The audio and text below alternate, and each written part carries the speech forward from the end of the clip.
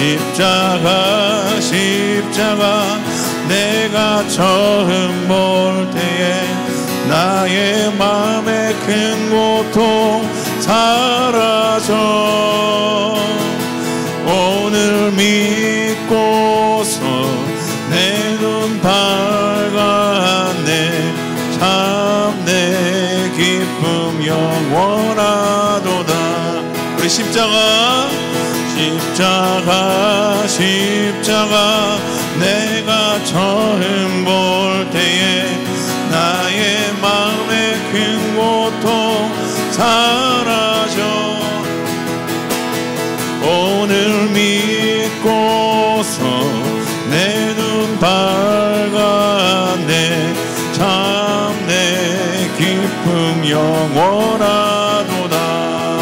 만왕의 왕 만왕의 왕 내 주께서 왜 고초당했나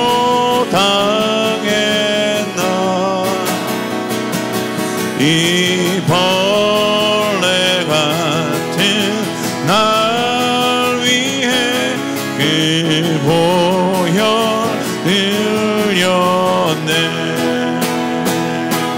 십자가 십자가 내가 처음 볼 때에 나의 마음의 큰 고통 사라져 오늘 믿고서 내 눈 밝았네 참 내 기쁨 영원하도다. 주 십자가 주 십자가 못 박힘은 속죄함 아닌가 그 긍휼함과 그 은혜 말할 수 없도다. 십자가 십자가 내가 처음 볼 때에 나의 마음의 큰 고통 사라져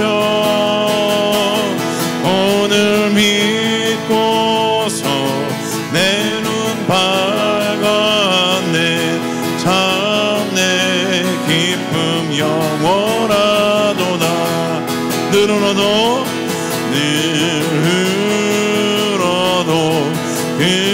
그 은혜 다 갚을 수 없네. 나 주님께 몸 바쳐서 주의 힘쓰리. 십자가 십자가 내가 처음 볼 때에 나의 마음의 큰 고통 사라져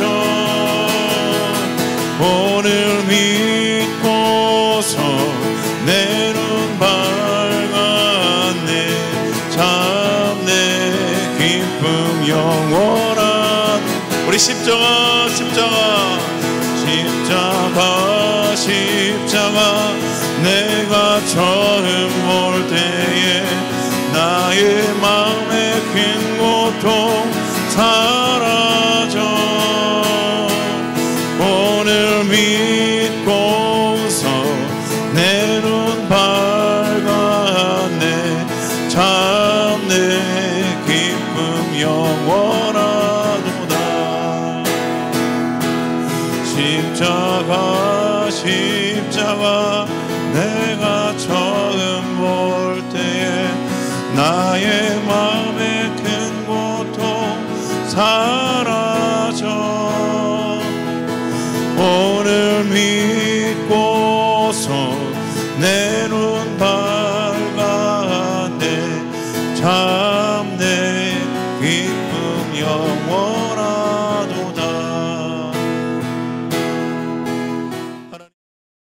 오늘 말씀 말씀의 제목은 이렇게 잡았습니다. 십자가는 열매의 상징입니다. 십자가의 열매, 십자가로 살아가는 사람들은 어떤 능력을 가지고 살아가는가, 십자가는 우리의 삶을 어떻게 만드는가라는 것입니다. 어제까지 살펴본 십자가는 우리의 삶을 점검하고 또 우리의 삶을 돌아보는 거울과 같은 십자가라면, 오늘과 내일 이 십자가는 우리 삶에 실제적으로 미치는 영향에 대해서 함께 좀 나눠보겠습니다. 용서와 회심을 통해서 구원의 삶으로 이어지는 이 삶은 우리 가운데 어떤 변화를 허락하는가라는 거예요. 사도행전 2장 38절에 보면요, 성령께서 이 땅 가운데 임하시고 그러나 베드로의 설교를 통해서 많은 사람들이 베드로 앞에 나와 그럼 우리가 어떻게 해야 됩니까? 우리가 어떻게 됩니까? 라고 물어봤을 때요, 베드로가 이렇게 얘기하죠. 38절은 회개하십시오라는 말투, 그리고 여러분 각 사람은 예수 그리스도의 이름으로 세례를 받고 죄 용서를 받으십시오. 그리하면 성령을 선물로 받을 것입니다 라고 얘기해요.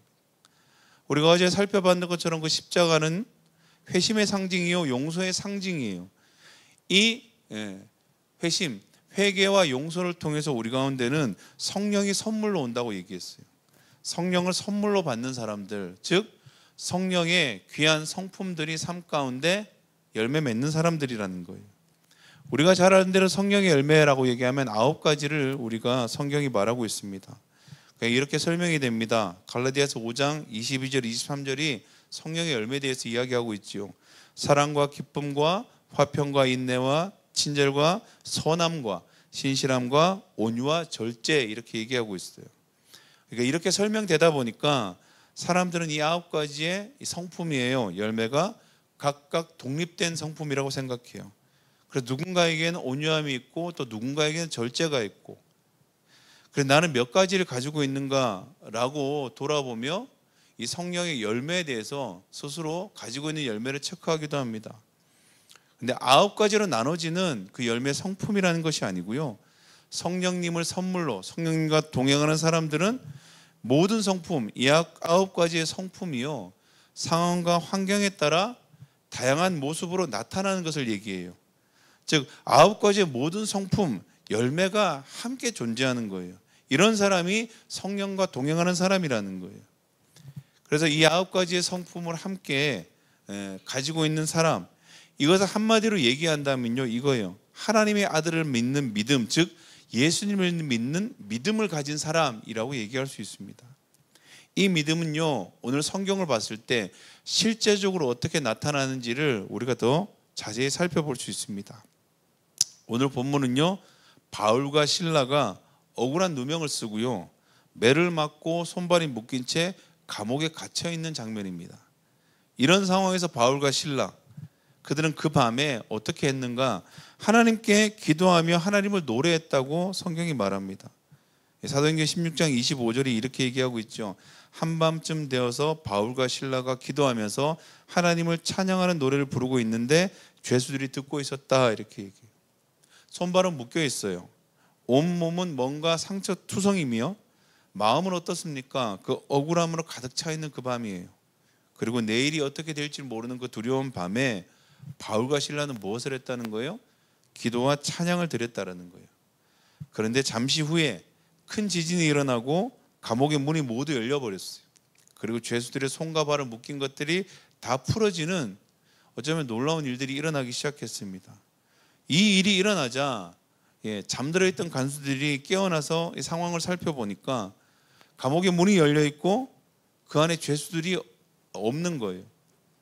그들이 죄수들이 다 달아난 줄 알고요, 칼을 빼서 자결하려고 했다라고 오늘 나와요. 당시에 로마법은 그래요. 죄수가 도망가면 간수가 그 책임을 지고 사형을 당하는 것이 로마법이에요. 그러니까 그들에게는 어떤 일이 일어났습니까? 이 기적, 바울과 실라에게 일어났던 이 기적은 그들에게는 어떻게 해요? 재앙과 저주가 되어버린 거예요. 똑같은 고통과 고난의 시간을 지나고 있어요. 바울과 실라도 고통과 고난을 지나고 있었고요, 이 간수들도 고통과 시련이 다가왔어요. 똑같은 고통과 고난의 시간 안에 누구는 찬양과 기도를 하고요, 누군가는 자책하고 자결하기 시작했다라는 거예요. 우리는 어떻습니까? 절망의 상황, 절망의 환경에 부딪힌다면 나의 무능함, 나의 부족함 때문이라고 자책하고 혹은 누군가를 원망하며 이 일어나는 모든 일을 책임을 회피하고 나와 가장 가까운, 어쩌면 나를 가장 사랑하는 사람들에게 상처와 아픔을 주고 살아가고 있지 않는가라는 거예요. 똑같은 고통과 두려움의 시간에요, 구원받은 사람들은 자책과 원망, 자결과 자해하는 대신 찬양과 기도를 드렸다고 오늘 얘기하는 거예요.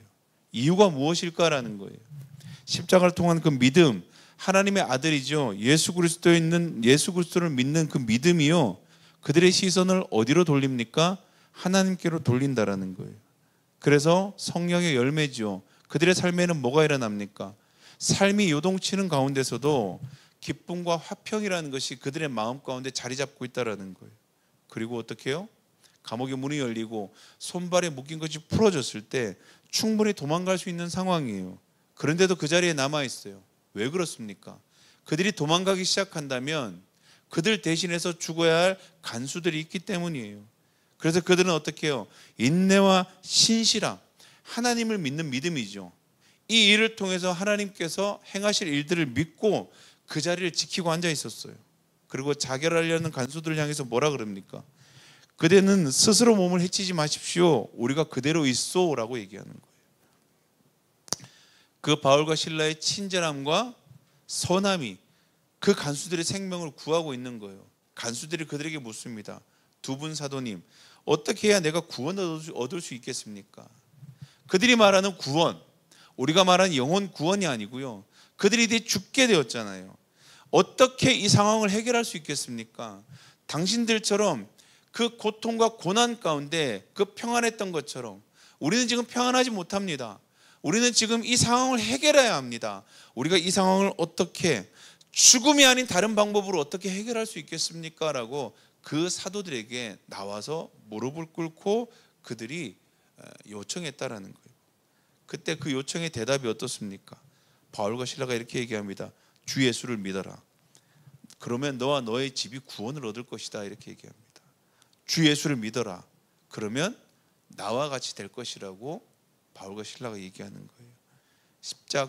십자가는요, 오늘 바울과 실라가 보여줬던 열매의 삶이라는 거예요. 절박한 고난과 절망의 상황 가운데서도 어떻게 해요? 성령께서 주시는 열매가 삶 가운데 드러나는, 고난의 시간, 두려움의 시간, 우리가 절망이 다가올 때 우리는 무엇을 바라보아야 합니까? 무엇을 붙들어야 합니까? 십자가를 붙들어야 합니다. 왜냐하면 그 십자가는 우리 안에 우리도 모르는, 우리도 놓치고 있었던 성령의 열매가 우리 삶 가운데 증거되는, 나타나는 통로가 되기 때문입니다. 그 십자가는 우리를 찬양하게 할 것이고요, 그 십자가는 우리를 기도하게 할 것입니다. 그 십자가는 오늘 바울과 실라가 도망할 수 있음에도 불구하고 그 자리를 지켰던 것처럼 부르신 자리에 우리를 붙들어주는 하나님의 능력이 될 것입니다.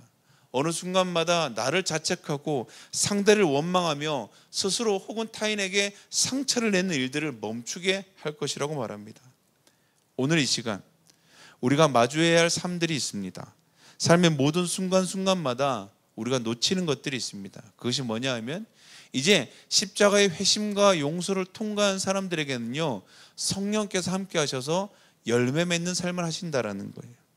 삶의 모든 순간에 놓쳤던 이 십자가를 붙들고 바라보면서요, 성령의 열매가 우리 삶 가운데 열매 맺히는 것들을 믿음으로 고백하며 증인되며 살아가는 우리들이 되기를 간절히 소망합니다.